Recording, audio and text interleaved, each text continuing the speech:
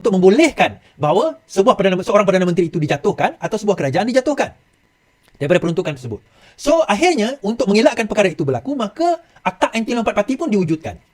Tetapi kita dapati bahawa terdapat loophole di dalam Akta Anti Lompat Parti. Now, supaya ada satu rang undang-undang khas, kerajaan tidak boleh ditumbangkan dalam penggal mereka memerintah. Okey, ini cadangan Datuk Seri Zahid Hamidi.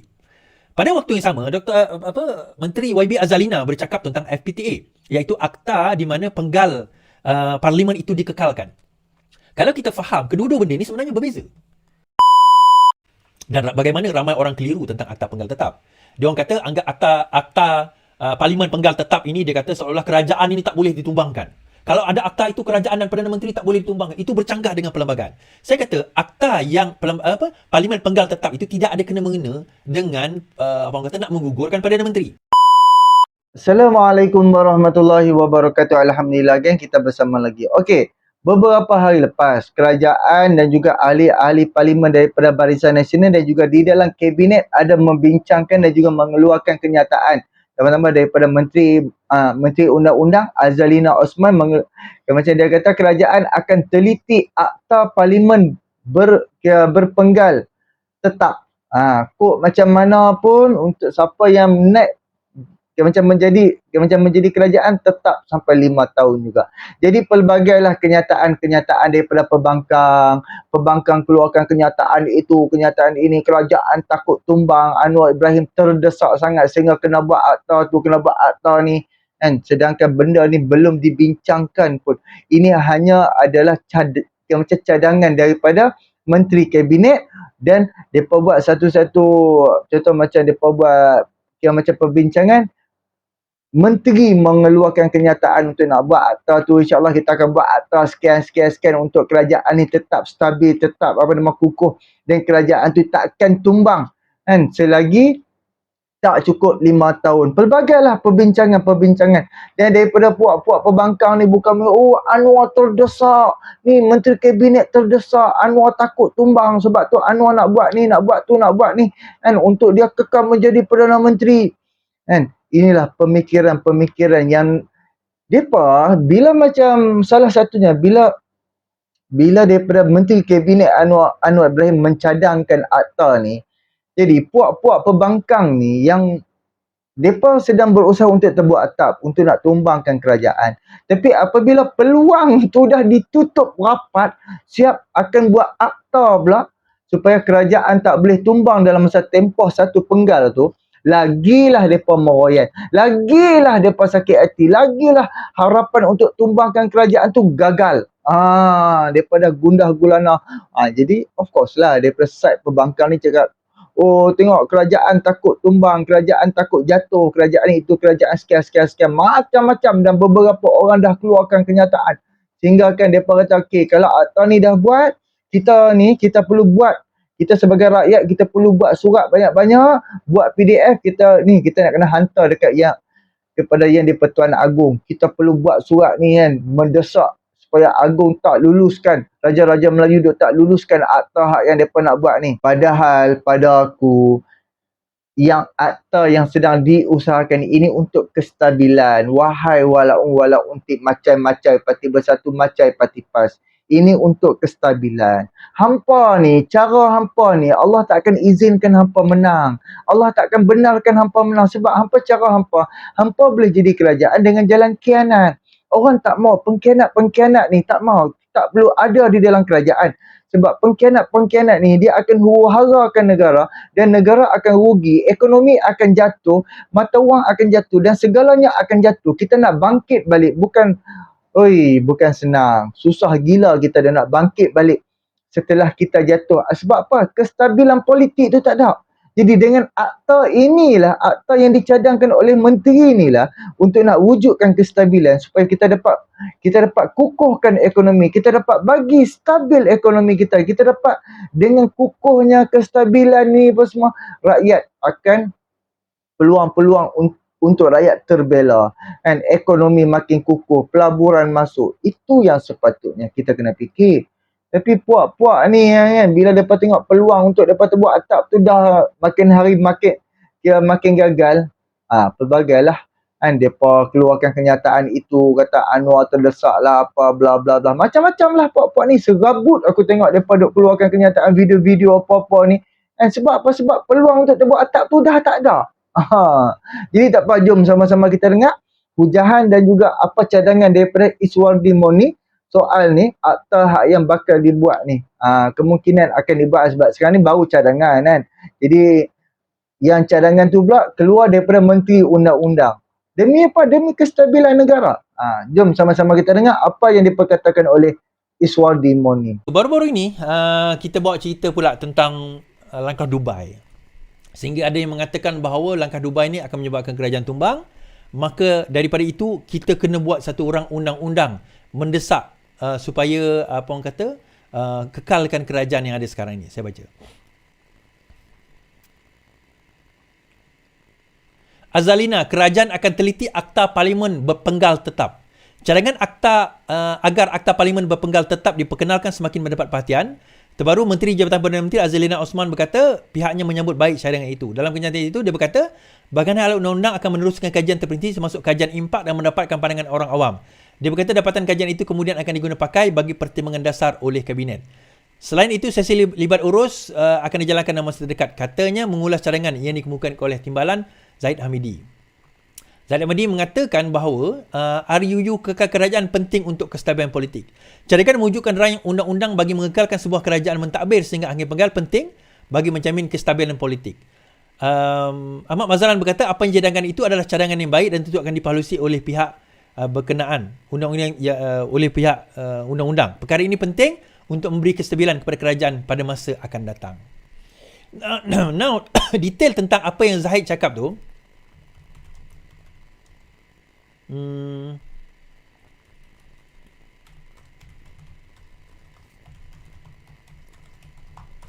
Detail apa yang Zahid cakap tu, saya rasa berkemungkinan dia merujuk kepada benda lain. Sebenarnya dia bukan merujuk kepada kerajaan ini tidak boleh ditukar. Okay. Saya baca komen dahulu apa yang disebut oleh kumpulan pendesak. RUU, kumpulan pendesak reformasi institusi alu-alukan cadangan Zahid. Sebuah kumpulan pendesak reformasi institusi mengalu-alukan cadangan Timbalan Perdana Menteri Ahmad Zahid untuk memperkenalkan rang undang-undang bagi mengelakkan kerajaan ditumbang pada pertengahan penggal parlimen. Justru projek kestabilan dan akuntabiliti menggesa kerajaan menggubal akta parlimen jangka tetap FTPA dalam sidang parlimen yang dijadualkan. FTPA adalah janji manifesto Pakatan Harapan yang diseru oleh NGO dan 52 individu dalam perutusan tahun 2024 yang dimulakan oleh projek sama. FTPA akan mengekang kuasa Perdana Menteri dalam mendapat pekanan agung bagi pembubaran awal. Agung masih boleh menolak sebarang permintaan untuk pembubaran awal mana PM perlu berkongsi kuasa untuk membuat permintaan sedemikian dengan rakan parlimen. Ketika mencadang undang-undang itu, Ahmad Zahid berkata ia bagi mengelakkan situasi lalu daripada berulang. Okey. Timbalan Presiden Zahid Hamidi menyarankan agar satu rang undang-undang khas dibentang untuk menghalang sebuah gabungan atau mana-mana parti dominan membentuk kerajaan ditumbangkan di pertengahan penggal. Tambahan pula kata Ahmad Zahid, sebuah kerajaan itu dapat dibentuk hanya setelah mendapat perkenan yang di-Pertuan Agong.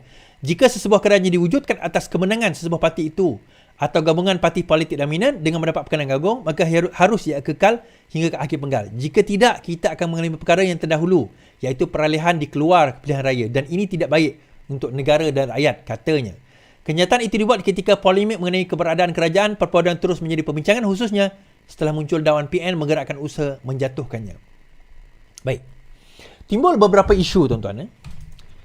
Kalau sekiranya, kita cerita dulu RUU. Kalau sekiranya RUU kata kita nak buat satu undang-undang supaya tak boleh tumbangkan kerajaan, maka dia akan dikatakan bercanggah dengan perlembagaan. Kenapa bercanggah dengan perlembagaan? Di dalam perlembagaan ada peruntukan bahawa Perdana Menteri itu hendaklah mendapat sokongan majoriti ahli Dewan Rakyat. Bermakna kalau dia sudah lagi tidak mendapat majoriti ahli Dewan Rakyat, dia boleh ditukar. So, peruntukan itulah yang digunakan untuk memastikan, untuk membolehkan bahawa seorang Perdana Menteri itu dijatuhkan atau sebuah kerajaan dijatuhkan daripada peruntukan tersebut. So, akhirnya untuk mengelakkan perkara itu berlaku, maka Akta Anti Lompat Parti pun diwujudkan. Tetapi kita dapati bahawa terdapat loophole di dalam Akta Anti Lompat Parti. Now, kita bangkit macam ni. Sebenarnya, pada pandangan saya, tak perlu sebenarnya kita wujudkan RUU untuk nak supaya kerajaan ini kekal. Tak perlu. Apa yang kita boleh buat, macam saranan saya dalam sinar for wacana sinar hari itu adalah amend je lah. Ubah je lah. Pindah balik Akta Lompat Parti. Supaya sesiapa yang bercanggah dengan partinya pun dianggap telah lompat parti. Kita boleh buat. Sebab kita kerajaan sekarang ini. Itu yang pertama. FTPA yang disebut oleh pembangkang atau disebut oleh Pakatan Harapan sebelum ini menyentuh persoalan tentang bahawa Perdana Menteri seharusnya tidak mempunyai kuasa seorang menentukan bila nak bubar Parlimen. Sebab sebelum ni kita tak tahu bila Parlimen nak bubar, tuan-tuan. Kita berteka-teki. So, kita boleh buat rang undang-undang di mana Parlimen, Perdana Menteri kena merujuk kepada Kabinet, katakan, untuk menentukan, untuk menyatakan bahawa beliau nak membubarkan Parlimen. Sekarang ini, apa yang berlaku? Perdana Menteri ada kuasa mutlak nak bubar bila masa. Kalau tiba-tiba dia dapat ilham lepas 3 tahun, esok dia nak bubar, dia bubar. Jadi negara jadi kelam kabut. Negara jadi kelam kabut. Sebab dia nak bubar pada bila masa. Kita pun curious, bila nak bubar, bila nak pilihan raya. So, apa yang Pakatan Harapan cadangkan kalau kita jadi kerajaan yang betul, yang total hari itu, kita buat satu rang undang-undang di mana katakanlah kerajaan itu tempohnya 5 tahun. 5 tahun. Katakanlah 1 hari bulan 1, 2000, maka dia habis juga 30 hari bulan 12 tahun 2025. 5 tahun kekal. Kita dah tahu tarikh dia. Kita tahu pilihan raya bila. Maksudnya kita dah tahu dah pilihan raya tu bila. Mungkin dia tambah sikit, kurang sikit, beberapa hari, tak apa. Tetapi tarikh itu, kita dah boleh circle sebagai pilihan raya. Bukannya 3 tahun, 4 tahun, tiba-tiba 4 tahun buat pilihan raya, 5 tahun pilihan raya, 3 tahun pilihan raya. Suka hati dia. So kita pun tak tahu. So kita kena buat rang undang-undang mengatakan Perdana Menteri tak boleh sewenang-wenangnya panggil pada bila-bila masa ikut mimpi dia. Tak boleh. Itu yang Pakatan Harapan cakap.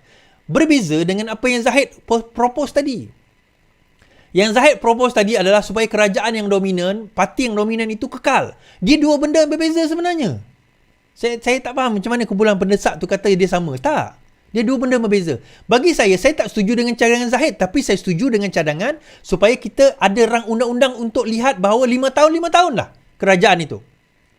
Saya tak setuju dengan cadangan Zahid untuk ada satu undang-undang tak boleh tumbangkan kerajaan. Itu saya tak setuju. Sebab itu akan jadi masalah dengan perlembagaan. Bagi saya, rather than doing that, kita perkasakan balik, Akta Anti Lompat Parti. Yang mana kata sokongan, yang tu kita betulkan balik. Kita kata ada loophole. Kita kerajaan. Kita betul kalau loophole tu, apa isu dia? Apa isu dia sebenarnya? So, kita betul kalau balik loophole tersebut. So, bagi saya, itu adalah baik-baik. Yang Azalina sebut tadi tu pun adalah berkenaan dengan, yang 5 tahun tadi tu, bagaimana yang saya sebut. Bukannya tentang rang undang-undang macam yang Zahid sebut. Dia dua benda yang berbeza, tuan-tuan. Dua benda yang berbeza. So, harap kita faham kat situ.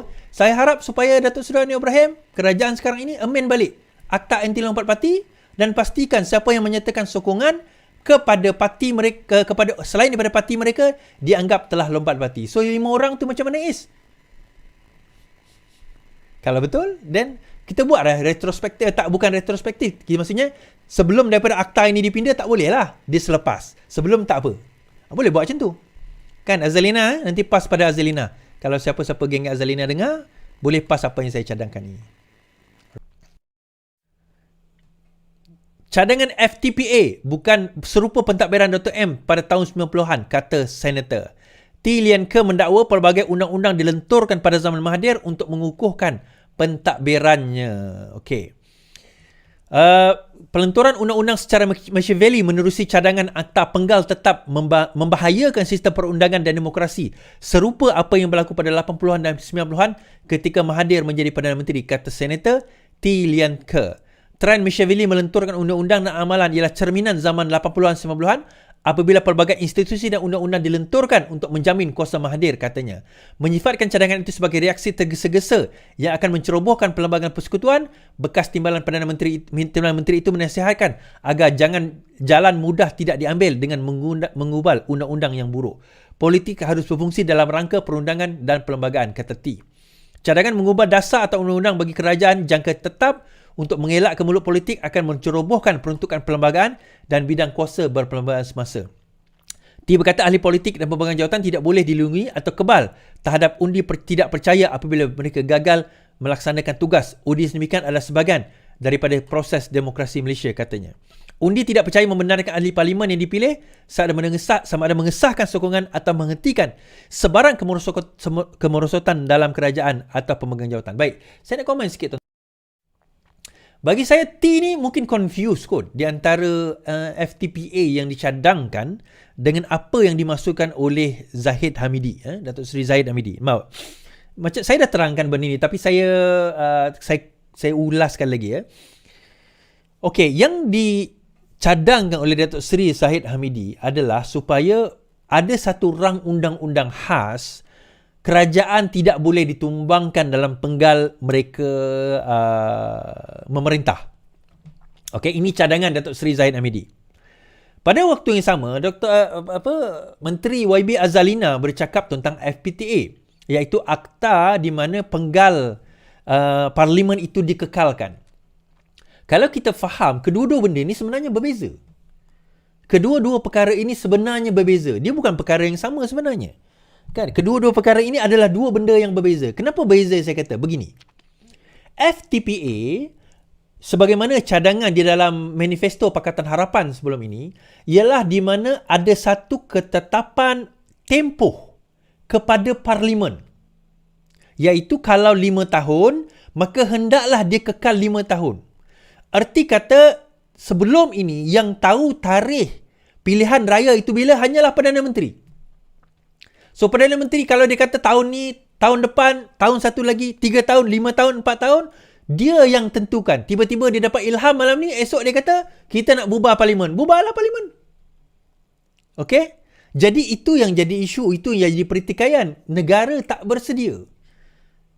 Jadi apa kata kita buat satu rang undang-undang di mana kita kena tetapkan tempoh satu penggal parlimen itu 5 tahun. Melainkan ada faktor-faktor besar yang menyebabkan dia tak boleh 5 tahun. Tetapi, katakanlah 1 hari bulan 1, 2020, itu adalah hari tempoh pertama pilihan raya, maka the next pilihan raya adalah 31 Disember 2025.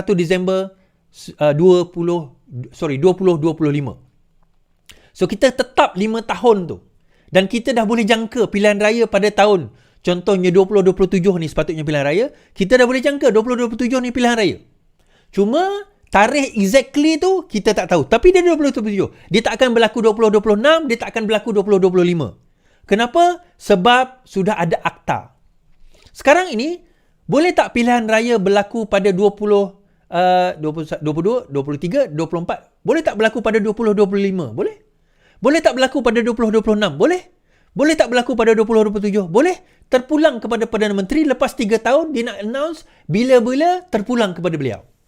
Jadi kita sebagai rakyat, kita pun ialah tertanya-tanya ke? Tertanya-tanya juga ya. Kerajaan kita kena ada projek, kita punya, ialah banyak benda lah. Perancangan dan sebagainya. Kalau tukar kerajaan dia jadi lain. So benda macam seperti itulah yang menyebabkan akta ini kita cadang untuk diwujudkan. Now, berbeza dengan satu yang dicadangkan oleh Zahid, supaya kerajaan itu kekal. Dia dua benda yang berbeza. Akta penggal dengan akta kekal kerajaan itu benda lain. Yang itu saya tak setuju. Kerana kita ada satu peruntukan di dalam perlembagaan di mana Perdana Menteri itu boleh dijatuhkan dengan undi percaya atau tidak percaya. So, dia dua benda yang berbeza. So, kalau sekiranya kita kata, oh, Perdana Menteri tidak boleh dijatuhkan, itu sudah, dan kita kena buat akta di atas perkara tersebut, kita kena kekalkan kerajaan ini, itu sudah bercanggah dengan perlembagaan, dan kalau ada pun undang-undang tersebut, dia akan jadi null and void. Akta yang pertama tadi, itu membolehkan Perdana Menteri tetap digugurkan. Boleh. Peruntukan 40-something perlembagaan yang mana boleh dibuat undi tidak percaya kepada Perdana Menteri, boleh. Itu bukan bermakna dihapuskan akta tersebut, tak. Tetapi yang kedua ni, ada kemungkinan boleh dihapus. Jadi, saya tak setuju dengan cadangan Zahid. Adalah lebih baik kalau nak buat, perkasakan akta anti lompat parti rather than kita buat akta baru. Itu saja. Itu saja cadangan yang sebetulnya kalau kita betul-betul nak mempertahankan kerajaan ini daripada tumbang. Kan? Jadi bagi saya, senator tu sendiri terkeliru dan tentang salah faham perkara tersebut. Okay? Dia terkeliru. Baik. Hari itu saya cerita tentang akta penggal tetap. Dan bagaimana ramai orang keliru tentang akta penggal tetap. Dia orang kata anggap akta parlimen penggal tetap ini, dia kata seolah-olah kerajaan ini tak boleh ditumbangkan. Kalau ada akta itu, kerajaan dan Perdana Menteri tak boleh ditumbangkan. Itu bercanggah dengan perlembagaan. Saya kata akta yang parlimen penggal tetap itu tidak ada kena-mengena dengan orang kata nak menggugurkan Perdana Menteri. Di dalam akta penggal tetap, akta parlimen penggal tetap itu, Perdana Menteri tetap boleh digugurkan dengan undi percaya atau undi tidak percaya. Okey, tak ada isu. Kaedah tu tetap ada. Baik. Tetapi apa itu akta parlimen penggal tetap? Akta itu yang gugur sebenarnya adalah kuasa Perdana Menteri menentukan tarikh PRU. Yang tu yang gugur. So lepas ini Perdana Menteri tak boleh nili-wili sesuka hati dia. Tiba-tiba Tan Sri Anwar Ibrahim kata tahun depan dah cukup 3 tahun. Okeylah, kita bubar parlimen lah. Kita buat pilihan raya. Dia tak boleh. Akta parlimen penggal tetap menetapkan parlimen mesti 5 tahun. Itu maksud dia. Baca. Akta parlimen penggal tetap gugur kuasa PM tentukan tarikh PRU. Yang di-Pertua Dewan Negara Wan Junaidi berpendapat akta parlimen penggal tetap sekiranya dikuat kuasa akan menggugurkan kuasa Perdana Menteri menentukan pilihan raya. Kalau kita tetapkan tarikh PRU dalam masa 5 tahun, maknanya kuasa Perdana Menteri itu yang kita tarik sebenarnya, iaitu yang menentukan bila boleh menghadap Yang di-Pertuan Agong untuk memohon membubarkan Dewan Rakyat.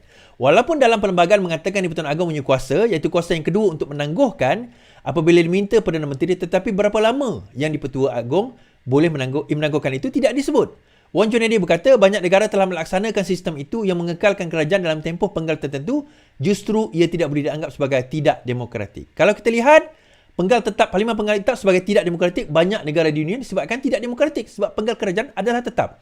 Seperti di US, Filipina, Indonesia, dianggap tidak demokratik lah sebab mereka adalah penggal tetap.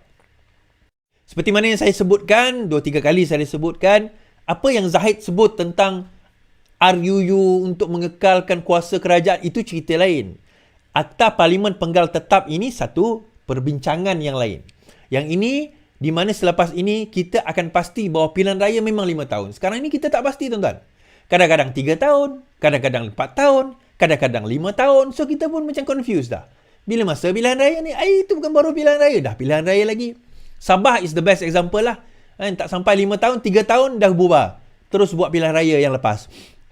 Pada tahun 2020, kalau tuan-tuan ingat lagi, sebaik saja 3 tahun masuk penggal, terus pilihan raya Sabah. Ini negeri lah. Negeri kena buat undang-undang sendiri nanti. Tetapi di peringkat federal pernah berlaku. Tak sampai 5 tahun, 4 tahun, pilihan raya. Ada yang extend. Tapi selepas ini, Perdana Menteri tak bolehlah minta kurang daripada tempoh. Sampai tempoh saja baru boleh menghadap Yang di-Pertuan Agong untuk meminta supaya diadakan pilihan raya. Kalau tidak, Yang di-Pertuan Agong mempunyai hak dan kuasa untuk menolak permohonan tersebut. Boleh? Okey, geng. Alhamdulillah. Rupa-rupanya RUU khas, rang undang-undang khas yang didesak oleh satu institusi, kan? Depa hak yang mendesak reformasi institusi alu-alukan cadangan Zahid. Yang sebenar-benarnya yang mencadangkan untuk nak buat akta ni daripada Zahid Hamidi. Daripada Zahid, tapi kok celah mana pula Anwar pula hak yang terdesak. Aku pelik kadang-kadang puak-puak ni duk buat reaction, duk buat tu, duk buat ni kan. Geng-geng pembangkang lah. Dan daripada segi Iswadi ni, dia hanya berhujah, dia hanya berkongsi bersama kita dan cadangan dia. And tapi perkara ni, hak yang didesak ni, kumpulan pendesak ni memang pada aku okey lah kan. Okey lah sebab dia demi kestabilan. Apa reformasi-reformasi yang perlu buat, kita buat. Apa yang boleh ubah, kita ubah. Demi kestabilan negara. Bukannya untuk kerajaan hari ini saja. Untuk kerajaan-kerajaan yang akan datang. Andai katalah 200-300 tahun lagi, barulah Perikatan Nasional ataupun Parti PAS jadi kerajaan. Of course lah. Apa undang-undang benar-benar yang baik untuk kestabilan negara, dibuat daripada yang kerajaan hari ni dikekalkan sehingga 500 tahun lagi, benda bagus. So Perikatan Nasional Parti PAS pun dapat menikmati. Apa masalah? Jadi kalau macam apa-apa kekurangan, sebab tu kalau hampa perasan di setiap sidang parlimen akan ada pembentangan untuk akta, untuk parlimen apa-apa. Sebab apa? Kita nak tambah baik perlembagaan kita, kita nak tambah baik undang-undang kita, dan setiap usul-usul hak dibawa akan dibincangkan, akan dibahaskan, macam akan tengok hujah setiap ahli-ahli parlimen. Setiap, kata silaku, seorang 5 minit ataupun seorang 10 minit untuk nak membahaskan apa cadangan dan juga perlembagaan dan juga undang-undang yang akan dibuat, dan kita kita kena dengar setiap pembahas akan bagi cadangan masing-masing. Benda bagus, benda baik. So teruskan. Kalau kita nampak kelompongan, dalam tambah kita boleh tengok anti akta lompat parti, dan dah 5 orang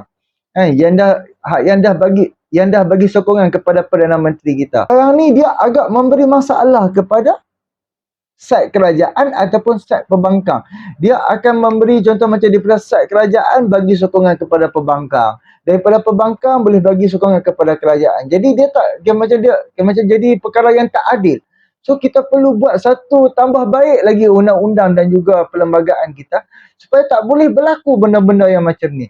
Kalau PAP dia menang pilihan raya, gabungan dia menjadi kerajaan. So jadilah 5 tahun dan tetap 5 tahun, dan hang tak boleh bagi sokongan kat aku tak boleh bagi sokongan dekat pembangkang ke, kerajaan ke. Yang penting kerajaan yang ditubuhkan kekal 5 tahun. So tak ada orang akan menggugatkan kestabilan negara, dan ekonomi dan pelaburan semua boleh berjalan seperti biasa sehingga semakin tahun semakin berkembang pesat demi rakyat. Dan apa hak yang diperkatakan oleh Iswadi tadi soal kekuasaan Perdana Menteri menentukan pilihan raya tu bila. Dia boleh je anytime 3 tahun pilihan raya, 4 tahun pilihan raya, tapi sepatutnya 1 penggal 5 tahun kan. Yang sebenar-benarnya kalau boleh bersama-sama dengan kabinet untuk bersetuju untuk membubarkan sidang untuk buat pilihan raya. Tapi untuk apa yang aku tahu, apa yang aku dengar, memang setiap pembubaran parlimen memang dia akan masuk ke dalam mesyuarat kabinet dulu, berbincang. Bila semua bersetuju, barulah sembah kepada Yang di-Pertuan Agong. Bila Yang di-Pertuan Agong bersetuju, barulah bubar parlimen tu. Tapi tetap juga Perdana Menteri yang lead semua ni kan. Kalau macam Perdana Menteri kata, okey aku nak bubar, hak lain pun terpaksa bersetuju sebab dia bos kan. Perdana Menteri ni bos. Jadi apa dia cakap semua budak-budak dia kena ikut. So kenalah bersetuju dan buat. Kalau boleh semua ni masuk ke dalam kabinet dulu. Kabinet bersetuju, keluarlah surat apa semua, barulah serah kepada yang di-Pertuan Agong, barulah membubarkan parlimen. Dan yang terakhir, apa yang dibuat oleh 5 orang tu, kita harapkan untuk yang akan datang ni, kalau dia bagi sokongan kepada Perdana Menteri ke, kepada kerajaan ke apakah, gugur. Barulah dia tak ada erti macam pengkhianatan. Tak ada side pembangkang ni tak ada rasa sakit hati sebab kawan-kawan mereka yang sokong kerajaan ke apa kan. Tapi kalau akta tu tambah baik tu dibuat di dalam kerajaan hari ni, 5 orang tu dia dah bagi sokongan sebelum akta tu macam ditambah baik. So akta 5 orang tu mungkin boleh pakai lagi, mungkin mereka terselamat lagi. Dan selepas akta tu ditambah baik, ada orang bagi sokongan, boom, gugur tu. Baru adil, baru fair. Tak apalah, kita jumpa untuk video yang akan datang. Boleh tolong subscribe, like, komen dan share. Hantar kat mak ampang tuan. Assalamualaikum.